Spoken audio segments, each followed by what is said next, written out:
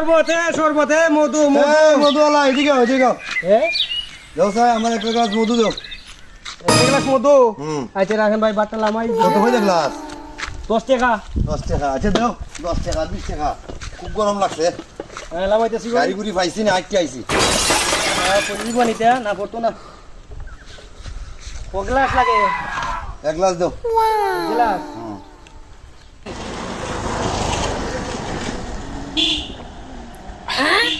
ওই মেটে কিটা দিলা মধু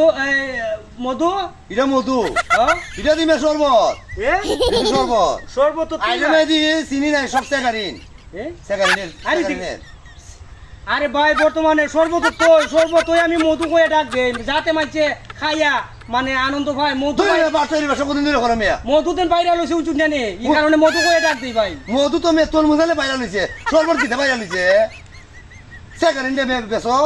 শরবত ধরো আরে ভাই আরে ভাই ওই মধু মধু ওন আমি কইছি ভাই এদিকে আমার একটু মধু দাও ওহন শরবত দেই ভাই মধু ভাই দলে মে তুমি খায় দেখো মধু নাকি দিয়া শরবত সেকারিনের মে চিনি নাই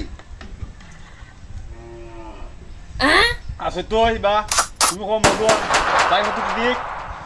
বেরে কি তালে কইছ কইছি মধু যে জায়গা বাইরে লইছে আমার উলট কম হলো যাতে আমার সর্বত যাতে বাইরে লয়